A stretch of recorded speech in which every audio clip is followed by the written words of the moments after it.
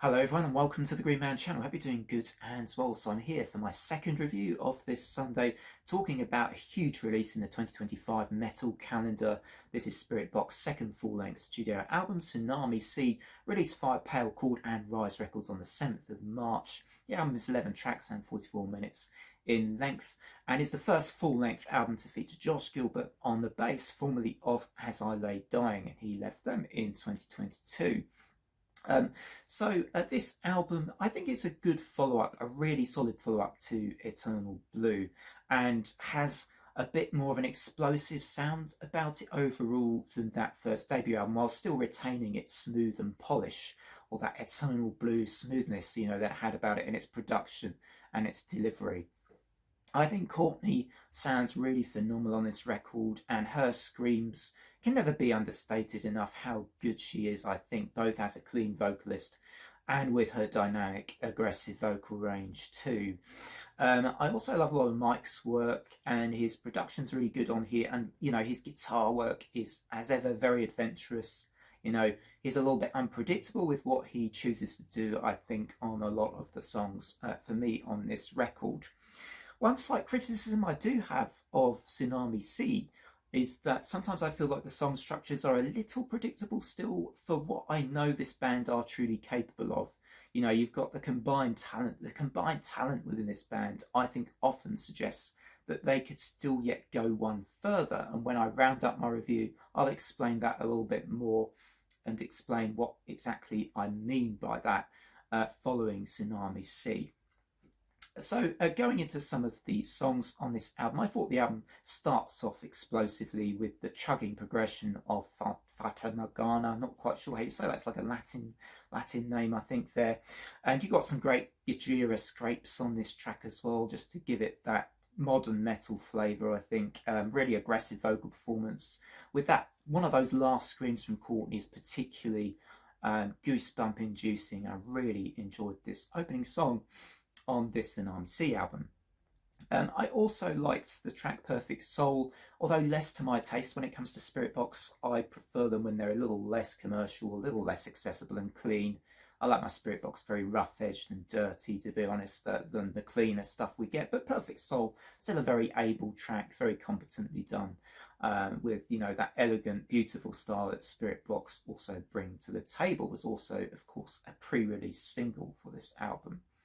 Soft Spine is one of my highlights. I really love this track. It is heavy as all hell.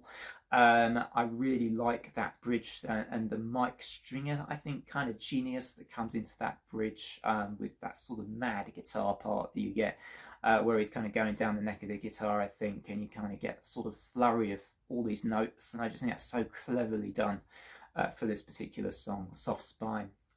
Another pre-release single. Another pre-release single I wanted to talk about was No Loss, No Love, because it has an interesting combination of the heaviness, hardcore elements of Spiritbox with a bit of drum and bass and spoken word from Courtney. But a really interesting experimental song, one of my favourites still from Tsunami Sea as well, and a very memorable bass line from Mr. Josh Gilbert making an appearance on this song too. Ride the Wave, one of the last tracks on the album, for me, successfully mixes cleaner Spiritbox and dirtier Spiritbox very well together, proving a bit of a favourite for me at this stage of my listening to this record.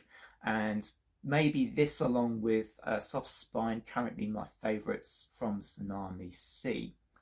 So I'm going to round off this review with what Tom Morgan of NME said, praising the album with the punishing elegance of Spiritbox's new album will punch a hole through your chest and wrap its aqueous arms around your heart. I think that's just a good description of Spiritbox's music generally, rather than just on this album per se. But for me, just to explain what I said earlier, I still think Spiritbox's masterpiece is yet to come. I think this album, whilst it's a good continuation of what they did on Eternal Blue, I think it's a little bit more refined actually and consistent throughout.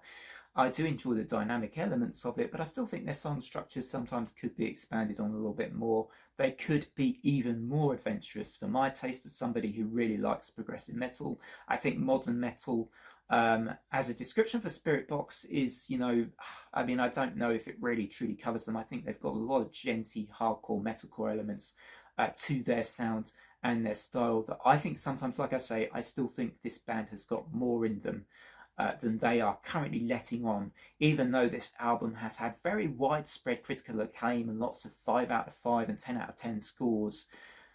I still think this band are yet to release their Master of Puppets, their Rust in Peace, or their Crackler Sky. This is still to come for me from Spiritbox, and maybe we'll get it with album number 3. But who am I to question that this album is still a stellar album from this band, and will surely get some repeat listens from me. So it's the second for 8 out of 10 that I'm giving for my album reviews this Sunday. This Spiritbox new release gets an 8 out of 10. It's pretty great, but still for me yet to reach the dizzying heights that I think the band can reach. So if you enjoyed this review, do drop a like and a sub, and until next time, from me, it's bye for now.